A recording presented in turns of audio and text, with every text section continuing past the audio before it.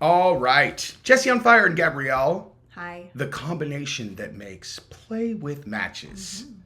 So anyway, we are, Thanksgiving in the bag. We had some family over yesterday. Hope yours was amazing. Hope it was amazing. Last year we had a madhouse here, which we will be doing again next year. Like all of our extended family. We must have like 20, 25? Yeah, I don't know, a lot. It was so fun. It was so fun, and we're so excited for next year. Anyway, but yeah, it was good stuff. We are now, though, going to talk about Akash and Justine. I'm sorry. Not her name. Justine Singh, because I'm actually a little angry at her, dude. I'm not gonna lie. And the reason, all of a sudden, right now. Well, because as Gabrielle knows, last night I was watching a clip that included her and Akash or whatever, and Akash told this story about how she had stuck by him when he was like dead broke, like bankrupt, in real trouble, and he's like tells what us a good woman would do. Yeah. Exactly. And I've got a very, very big part of my kind of brain that has mad respect for that, where it's like, all right, dude, if you stuck by him when he's broke, then yeah, you're right. You get the Louis Vuitton bags now that he has money. You get the watch. You get maybe not to the extent that she's doing it, but it's like, yeah. If you're going to be a housewife, that's how you earn it. You know what I mean? Is like you stick by him when he needs you to be the support system.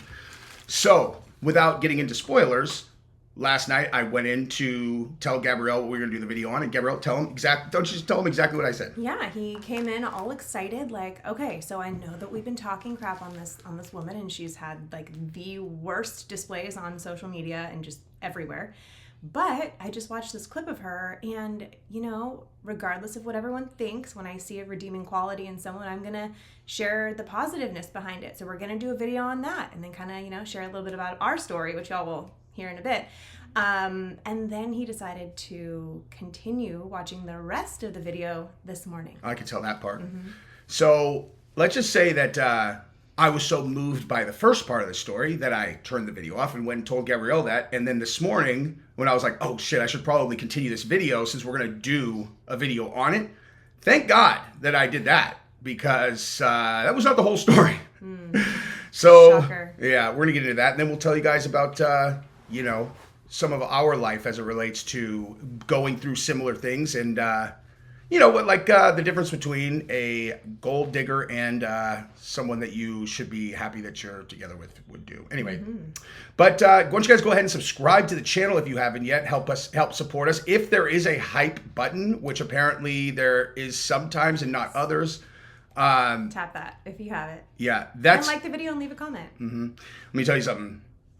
You always are not really sure what your what your status is with the platform, and like I've had all kinds of indications like, oh, I'm good, like I'm in a good spot with them, they gave me a partner manager, all of that stuff, and like but then there's weird stuff where not only does this channel not have the hype button most of the time, but I am not even allowed to participate in hyping things. Now they know this is my second channel, obviously, because that's what really made it concerning to me, was I realized, oh, I'm not allowed to hype things, and it's like, why would they do that? Just think about it. Why would they do that? No idea. Because if the hype thing works in the way that, it does, it's like, oh, people are really digging this. I'm backing into this, but maybe they're like, this is a person whose views are a little bit concerning. We don't want him to hype other videos that have concerning views. Maybe, that's all I could think of. Because like, why do I as a viewer not have access to it? I don't know. Some people do and some people don't. Apparently it's only on mobile. Have you checked on your phone? Oh, yeah. Yeah? Yeah. All the places? Yeah. I've never really looked for it. The only place why only some people have it and some don't. The only place I even see it is on Nate's channel, Valhalla, is if I scroll over, or like on his, it says how many hype points his video has. It doesn't show me that I can hype, does whatever, but it says how many hype points he has. Interesting. I want to log into another one of my YouTube accounts and see if I can find it. It's got your address. But anyway, okay. So let's go into this thing, and like I said, if you guys want to give us a thumbs up and a subscribe, listen, if you see the hype button, you better get after it, please. We appreciate it a lot. Okay, check this out. All right, here we go. This is Akash talking about how his wife stuck by him through thick and thin. Okay. He clings to this dead relationship. Quote, I will never find a girl that loves me this much ever. Beta! Again, ooh. Let's watch. Talking about, again, I don't think, these narratives, people calling your wife a gold digger and all these other things, it's a shitty thing. So I'm gonna tell one story that I have never even told her. Honestly, she has no idea of this story. My wife and I met in 2014. I was not making much money. I was getting $25 a night doing stand-up. I was $25 a night on MTV shows. That $25 a night. That could only be if MTV is literally paying by the hour or something. They're all, yeah, we pay comics $25 an hour or something. I mean, I don't know. They might feel like they're paying them in exposure. So that's true. I guess that's fair. It's pretty like NFL cheerleaders make like nothing. Oh, I know. Yeah, that's a fact. On MTV shows that pay dog shit money. If she was a gold digger, I didn't even have 10 to get to be honest. But then in 2018, I went flat fuck. 34 years old, I probably made $4,000 that entire year. And we couldn't even afford the living room we lived in New York City. We had to move out of that apartment and move to New Jersey. And what's even sadder than moving to New Jersey is I had to save up money to move to New Jersey. So we had to stay on her friend's couch for almost a month. We were basically homeless for a month. So I could save money to move to New Jersey. And I remember the night before we went to the couch, we had to stay in our apartment illegally. We were supposed to have been out by like 12 p.m. We moved everything out, but we didn't have a place to stay, so we had to stay there that night. It was just me and her sleeping on a hardwood floor. I'm 34 years old. She's 25 years old. I'm looking at this girl like, man, you could go be with an Indian who's a doctor, like a real Indian. You're a beautiful girl. You have so much ahead of you. Me, I don't know what my life is going to be. I'm 34. I'm fucking broke. This dream might not ever happen, but I'm too fucking moronic to quit. And I have nothing to give her. It's just a light jacket. It's like October. We have nothing. So I hand her the jacket, and then she said, "What's this for?" I said, "You can use that as a pillow." And then she goes, "Well, what are you going to use?" And I said, "I'll figure it out." She handed me back the jacket. She goes, "You take this." And then she laid with her head on my chest and her arm around me the entire night. And I remember thinking in that moment, this is why I haven't shared this with her, because I remember thinking, I don't know if I'm going to be able to marry this girl because I'm so broken, I'm in such a bad place, and it's a dark fucking time in my life. But I know I will never find a girl that loves me this much ever again, and I will never find a girl who rides for me this hard ever again. Sweet. That's where I paused it, and then I was like, okay, this is what we're doing tomorrow. So, yeah, I think this is a good, so we'll just take an intermission here, because there's more to that story, obviously.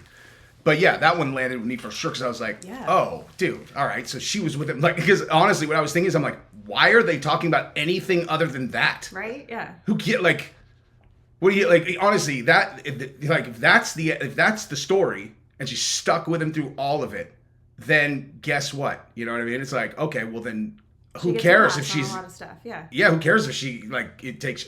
Now, in fairness, though, she still, oh, listen, I was a verge, I was a verge. And it's like, were you, though? She's like, I'm verge, But, again, you get mega points with me on that, because I have gone through that. There's okay. So we just went on a literally exactly 15-minute talk about our backstory related to this, that I just decided is that's too much to make them sit through before we get to the punchline of the Akash story. But if you want to hear all of our relevant information about our life about this, then that'll come right after this. Okay, so now let's go back to the Akash story, and let's hear the actual end of this story, which I did not realize till today. Touching and endearing story, and often I talk to my G's on the channel in a sense of that, listen, it's easy to love you while you up, right? But how do you know that that person will feel the same about you when the benefits of a transactional relationship is no longer there? Quick emergency meeting. I was recently searching for my name online and found... I apologize, guys.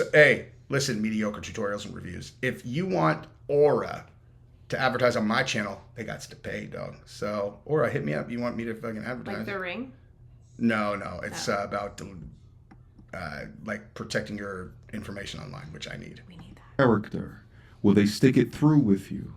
or will they leave you behind? But what Akash seemingly leaves out of this story is that she left him behind. Story time of why me and my husband broke up before we got married and why it ended up being the best decision we ever made. For those of you who are new here, hi, my name is Justine. I'm a stay-at-home wife, but I don't cook or clean because I don't feel like it. Jesus Christ. And my husband is a full-time stand-up comedian, and he buys me lots of nice things. Now, this content is up on her TikTok. It's 5 minutes in length, so I'm going to skip you to the continuation of Akash's story. So he was I'm a stay-at-home wife, but I don't cook or clean because I don't feel like it. And my husband buys me nice things. And my husband buys me. Hey, Akash, I'm telling you, you want the fucking best punishment you could possibly give her? Stick a baby in that hoe, okay? Put a baby in her and then refuse to get her help because, dude, you're a mother. Now be a mother. She is going to she's going to have to shape up, dude. Not okay? for her. You can't have a girl whose fucking brand is I'm a stay-at-home wife that my husband buys shit for and I don't cook or clean because I don't feel like it, okay? Like, she is trash, guy. She's trash. You think that's cute? Like, you think that's cute? All I do is take from my husband and I give him nothing back. Like, yeah, that's what I do. I just take and take and take because I'm pretty. And I lie about my sexual history. This chick sucks, dude. Yeah. Straight up. Fucking. I don't cook and clean because I don't feel like it. I'm gonna laugh my ass off when they put a fucking baby. Yeah, she's not built to be a mom, dude. Oh, heck no. She's not. Gonna lose it. It's gonna be hilarious. I would watch that reality show if I should tell Greg, be like, dude, do a show on Akash and this bitch When she gets pregnant. when she get yeah, like pregnant, and then just follow her for the first 6 months and tell them, look, the show. Oh my god, this is actually a really good idea, dude. I'm actually gonna hit him up with this. Be like, okay, this is the show.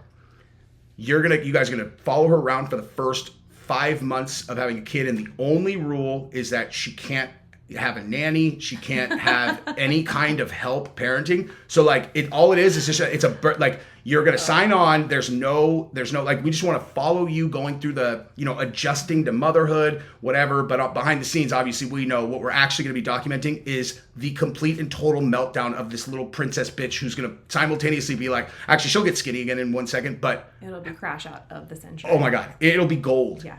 Because she sucks so much, people will hate watch it. All that, because she's gonna collapse, and then she's gonna go, I can't fucking do this by myself, Akash. And he's gonna be like, you want me to pay for this stuff? I need to go to work. And then he's gonna be leaving for the weekends, and she's gonna be there. I just can't. I'm calling my mom. No. You can't call your mom. You can't call your fucking mom. That's the show. You get no help. Deal with your fucking kid. How funny would that be? Amazing. Yeah, it's exactly what she deserves. was pretty much losing all his income, and at the same time I was working a really toxic job with like a toxic manager and like working till 2 a.m, and it just caused a lot of stress on our relationship. I really wanted to get married and like wanted to move forward, and he was like, I don't even know who I am as a man if I'm not even able to achieve something I poured 15 years into, and like I don't even know how I'm going to provide for you or our future as a family. And everything came to a head when my mother-in-law came to visit us. I was being very distant because of everything we were going through. Akash was very stressed, and I think she kind of internalized it like that I was being big towards her or passive aggressive towards her. It was a huge fight between all of us. Basically, Akash did not defend me, and I was like, okay, I don't know if I can be in a relationship with this person anymore. Hey, she was being such a bitch that Akash's mom called her out. Imagine how much his mom hates her, dude. Oh gosh, I cannot imagine. I actually can't even imagine. She must despise her. Mm-hmm. Man, okay. All right, Usa. Let me just say this. If you can't figure out a way to get your in-laws to like you, okay, you're the problem in 95% of the situation. Sometimes you have people who are totally insane. Sometimes the in-laws are batshit. If you're you have to figure out a way to make the I mean, the dad may whatever. Like usually the dads are probably easier, I would imagine, in real life. But if you can't get the mom to like her own mom to like you, or his own mom to like you, okay, that is your responsibility. Like, for sure. Think of how entitled you would have to be to project that you are feeling so, oh my God, Akash can't even fucking pay for stuff right now in front of his mom, dude. Like, I seriously, cannot possibly put words to how garbage this girl is, dude. She is gutter trash. Agreed. So after this, we both took a much needed break and So the man was literally at the lowest portion of his wife, and you were being, quote unquote, you said it, not me, bitchy. So much so that his mama picked up on the behavior and all hell broke loose. And you got mad at Akash for not defending you through your bitchy behavior. I hope a love like this never finds me. Amen. And just so happens, after he gets up on the podcast and is getting his life back together, all of a sudden then now you get like, back hey. together with him. Okay. That's how that works, huh? Hey, let me tell you also how that works. Okay. So she says, we took a much needed break, you know? And you guys had sex by then because you already talked about that. And so just want to make sure I understand. You didn't sleep with anyone else while you guys were broken up, right? Like, you didn't sleep with anyone else. Okay? Because here's the point that I'm making. No one understands girls like this better than me because they're the simplest creatures in the world, okay? 100%, what she would do is she's taking a break, and she just made sure she stayed in Akash's life enough to keep him from being able to move on. It was literally just like, hey, whatever. And then like he would be like, hey, should we talk? And she'd be like, okay. And then she would bring him there. And then she'd be like, I can't do this with you, whatever. Her entire purpose of interacting with him was just to keep him trapped so that he couldn't move on while Keep she him did on the hook, whatever so she wanted. Just in case he got famous again. Just she'd because be like, she wants to keep her toys. Mm-hmm. She just wants to keep her toys. He's a toy of hers. She doesn't want anyone else playing with her toy. And honestly, like, yeah, what if he ends up blowing up? Like, just in case. And then he blows up and she's like, oh my God, I've missed you so much. I've really missed you. Then like, you know, she guaranteed been dangling pussy at him like sometimes, and then they wouldn't do it, whatever. And then now he blows up and she's like, oh my God, I just feel so close to you now. You know? I don't know what I was thinking. It's not, again, a guy with one part, it's not fair. It's not even fair. He can't say no if you throw it at him, and when you put it on him, it's going to make his like brain chemistry just go. Yeah. Okay, so there. I mean, how do you feel, Gabrielle, about like what is a better basis for a relationship? Like a person, like both of them have like a couple like partners, or like both of them have none, or like I honestly don't know. I don't know that there's a right answer to that. I think it really depends on the individual. I mean, and the culture that you grow up in. I mean, take like, since, you know, we're going to be talking about Utah, you know, a lot of the Mormons are virgins until they get married, and it seems to work for the overwhelming majority of them. But I don't know. I really don't know. I think for the average person who doesn't live in that type of a community, like a little bit of experience is probably a good thing. Otherwise, I feel like there would be curiosity and just, I don't know. Like, you don't want to live with what ifs and... Oh, you're saying the community because, like, if everybody's like that, then it's kind of like... Because if you live in a world where everybody just throws it at each other, and then you're like the only one who didn't, and you got one partner, and you're just like, geez, everyone just like does this together. It's like, I wonder what that one's like. Exactly. Yeah. So I don't know. I think there's multiple factors. Yeah, and one of them that is definitely, I can tell you for sure, is a bad recipe is a girl who's very experienced and a dude who is not. Like, that's no good. I'm not necessarily saying that it's good, a really experienced guy, inexperienced girl. It just depends, you know. Mm-hmm. But like, man, a manipulative girl, it's just too much. It's too much power. Like, it's too much power to where like you're asking someone to not pull a string that is so easy to pull when your own selfish, you know, like needs kind of incentivize you to pull. It's like no one wants their like recent sexual partner to go sleep with other people. Like, no one wants that, even if, like, you know, I mean, you might get to a place where you don't care, you know, but most people, like, they care, like, a little bit, you know, and it's like, if they're selfish, whatever, then they just pull that string, and it's like, hey, what are you doing? And then it's like, oh, they won't now, you know, and then it's too easy for a girl in that situation, especially one like her. She's gutter Is there trash. more to this? Oh yeah. Now, one of Akash's biggest mistakes within this entire drama was encouraging her to get up on social media and let the audience know that she's... Oh yeah, that's funny. Like this is just like him showing that Akash is the one who was like, you should start TikTok. You should, and she, you know, this is not like it's what's the right word? Uneventful. You know, like Okay. she wasn't very good on TikTok at first, is all that is, and he was the one like encouraging it. But it doesn't. I don't know. None of it really changed it because I know exactly what kind of girl this is. Like I know exactly what kind of girl this is. She's, you know, Amberly not as bad as this one, but you know, like I told you, like we get it. Dude, you don't do anything. You do nothing. And then, you know, 2 hours later, I just remember, oh my God, like I was growing up, I just would think like, I'm gonna get married. I don't have to do anything. I'd be like,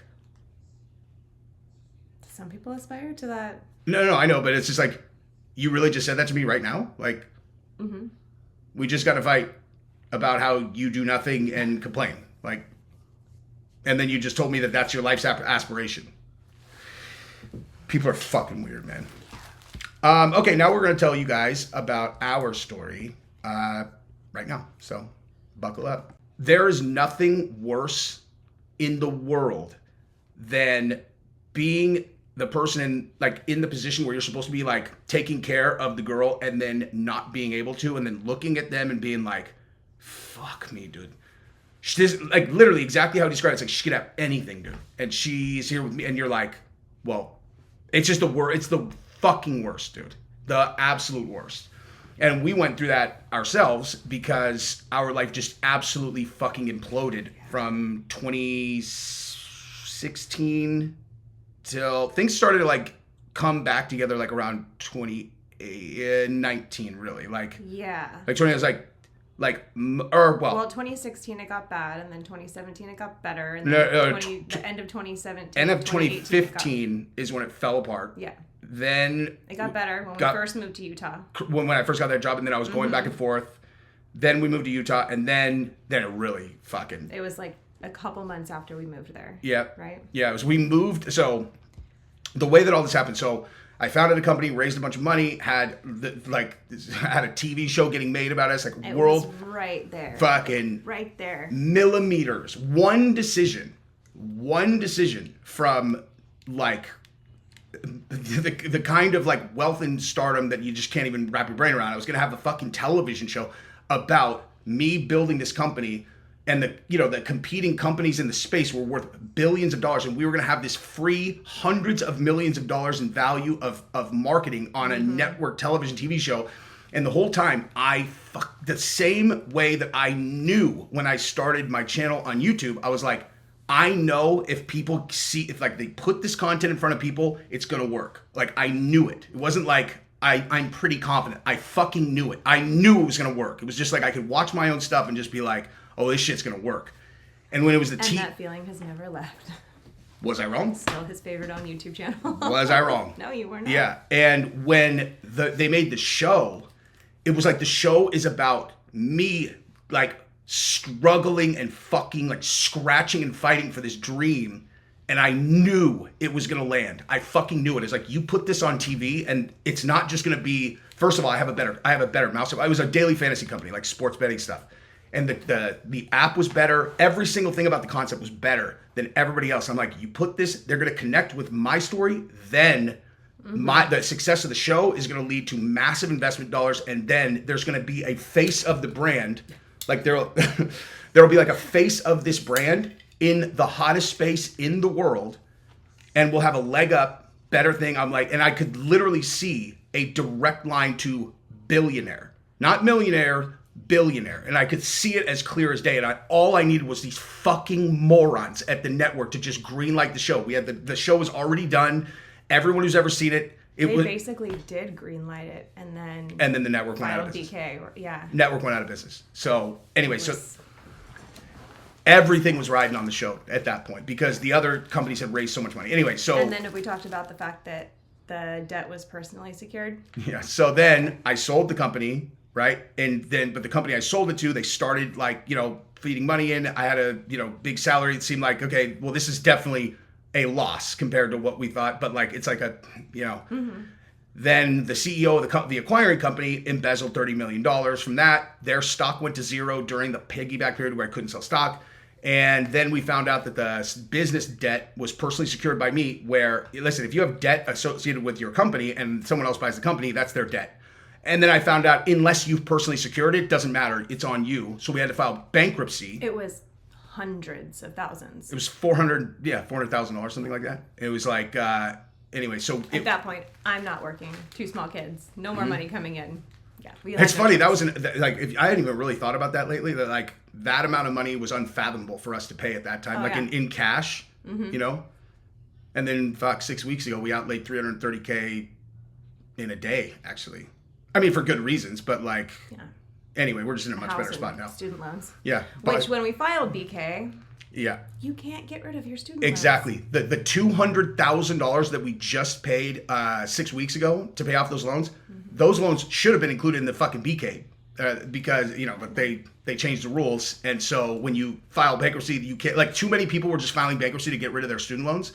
So they just made it like, no, you can't do that anymore. Instead of fixing the system and making college more affordable, yeah, they just said, no, you'll hang on to that debt until you die. Till you Most die. of you. Yep. So anyway, so that's where we're at. Then, like, so we're already fucked, right? I get a job as a, you know, whatever. I get a C-level position with a new app company. We move all the way to fucking Utah for this company thing. And then after we had moved there, it was like 3.5 months. I worked there for a little less than a year. 3.5 months after we moved, they fucking terminated my position. After I built their fucking app for them. They had no idea what they were going to do. I literally designed the entire app. I built all the games, did all of that stuff, gave it to them. And then once it was built, they're like, dude, we don't need a chief product officer. I'm like, I didn't fucking want to be the chief product officer. I said I should be the COO. You put me in chief product officer. I built your fucking app for you. And then, so then now we're in Utah alone, don't know fucking anyone.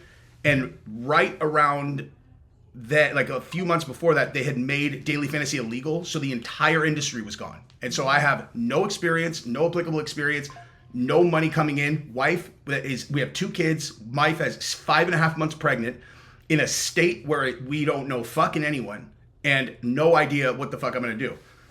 So that was, it's hard to even try to explain what that was like for a person like me. Like, every single person on earth was beating me. Everyone. There was not one person that I had ever met in my entire life that, if you compared their life to mine, where I was not losing. Like, I was losing to everyone. It was fucking rough. And Gabrielle just did her thing, dude. Then she started doing what she does now, just to like try to do something to contribute. And then, you know, then I got a job in tech, and then, like, you know, we slowly but surely fought our way back up. And, you know, but so when they talk about like a girl who's stuck by him, like ride or die, I'm like, that lands for me, because look at her, dude. You know? Also, when we got married, oh yeah, the IRS had just levied his account. That's right, dude. He literally, yeah, this is not an exaggeration, they left him with 8 cents in his bank account. 8 cents. It's like 2 hey, days look at the irony. Look at, let me take this watch off to show you that I have 8 cents tattooed right there, because that is how much money I had in the bank when Gabrielle fucking married me. They had levied my account. Like, emptied it. The way that we got married, y'all have, if you've been here for a while, you know we got married on a reality show. And so there was no actual proposal. And before the show started filming, like, he wanted to propose and have that moment. So we were going to go out to dinner in San Diego. And he bought like a little, you know, placeholder ring, knowing that we were going to get a ring from the show. But like all responsible 20-something-year-olds do before you go to dinner, you just check your bank account, you know? And I will never forget, we were sitting in his car, and like, you opened your phone and looked at it, and like, you like turned white. And they had completely emptied his account. My accounts. Less 8 cents. 8 cents. Left him with 8 cents. How, why, I have no idea. Probably some kind of in-process transfer from savings to checking or whatever. Yeah. It was just, there's nothing. They took it all, every dollar. I don't know how, like, people deal with that. You know what I mean? Like, I don't know how people deal with that. Yeah. But, yeah, so we've gone through some big ups and downs. But honestly, also the only time where I really knew for sure I'm doing the thing that I'm supposed to be doing is when we were doing the show. Like, the more I've like really thought back, like, I thought it was about the app, like, because I knew that this would work and I was all in on that. But it was when the show came in where I'm like, this is gonna work. And I never really put it together at the time that it was like, it's like, this is what you're supposed to do, guy. Get on camera and just fucking do your shit. Like, just do your thing, be on camera. So, the same way that I describe what it's like when I met her, where it's like when people are like, oh, when you meet the one, it's different. It's like, you just know, like, when I think about how I describe it, where I'm like, it's just easy, dude. Like, it just feels so just like, oh, hi. And then it's like, shh, and it's just like a puzzle piece just fits. That is exactly the exact same thing as whenever I had been like starting to do shit on camera. It felt exactly the same. In a lifetime of doing these jobs that felt so fucking hard and so tedious that I hated doing, and I could fucking juke it like I'm good at it, but like the one thing that was always just like, oh, this is fucking simple and easy, was just talking into a camera or doing camera shit. And it's like, I don't know. The universe will fucking tell you when you're doing the right things. Meet the right person, doing the right stuff. It just God feels... leaves you breadcrumbs. 100%. It just feels You right. have to be open to seeing them. Like, they are there. Like, they're there. Yeah. But we're so caught up in our own things that we think we want, or the path that we think we should take, that we miss them. So if you are observant and aware and have your eyes open and just look for those signs, they are there for you. I promise. And there's always, like... So one thing that...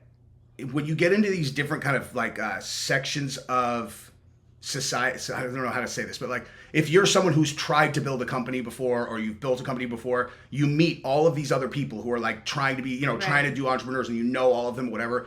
And so you hear all the same struggles. Example being, if you already are married or you already have kids or whatever, and you want to try, it's like, how do you like do this and also afford your stuff?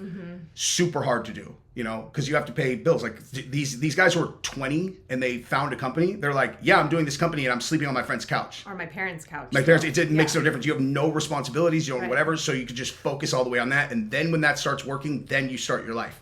Where if you've already come out of school, started your life, you have a full-time job, you have responsibilities, whatever, it's much harder. But there's a way to do it. Like the way that I did this was I did this while I was working for a tech company, because I'm like, okay, how long is it going to take me to do a video? It's not that long. Like all I have to do is just do one a day. I could do it at the same time while it builds, and then, you know what I mean? Yeah, well then COVID, when you we're working from home all day. COVID's the best thing that ever happened to us. Seriously. It really, really, really was. Yeah. And honestly, for a lot of people that we know too, it was an opportunity to completely reset your life.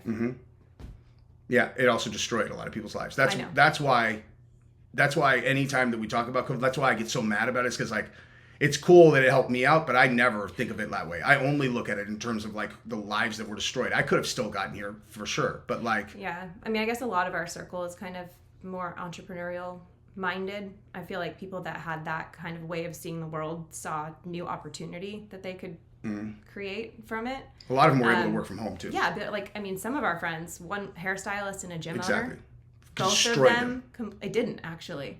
They both went into I know who you're talking about. Secondary income opportunities. They were like, okay, well, salon's gone right now, gym's gone right now. What else can we do? And then ended up picking up something very like what I do basically, and providing that supplemental income during the time that everything was closed down. And then when everything reopened, like she actually ended up buying a new salon that decided that they were done after COVID, and has supplemental income, like more passive residual income now than before. So it was awful for a lot of people, and a lot of people just were, they did lose everything. But I also saw quite a few people turn it into something pretty amazing. And the other thing too is struggle forces you into action. Or some people. Fight, flight, or freeze. Some people, it force them into action. Like both Gabrielle and I are exactly the same in terms of like, if you jam us up, like it's not like we don't feel the fucking torture of being in a bad spot, but both of us are like, fight. Like, we'll fight. I might be miserable and feel like my life weighs 5,000 pounds on my back, but I'm still going to do shit. And like, I'll just keep on like trying all these different things until something, kind of works out.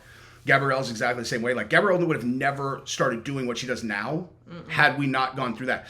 And if you're looking for like, why is this happening for me? It's like, why is it happening for you? Because had we not gotten to that fucking level of just devastation, she would have never started doing that shit. Never. She'd still be fucking housewifing probably instead of crushing money, dude. You know, like that's just what it is. That is exactly what would have happened. Yeah. But anyway, so I have by the way been double tracking. We talked about this so long. For sure, we're gonna put this after. Like we're gonna do the rest of her story. Then we're gonna do this because like everybody's gonna be like, you fucking said that there's a story we're about. Gonna get there. Yeah. No. I think it fits in the middle, but whatever. You're the professional. Yeah, but like, all right, yeah, maybe. I don't know, dude. Like, people click on it wanting to know about fucking Akash and there, and then we're like, don't worry, it's going somewhere there. I'll just sit for 15 minutes and listen to our story first. Like, there's a... Can't you just put in there clip continued at this time? Yeah, I could. Mm-hmm. But I'm not going to. Okay. Good talk. Yeah.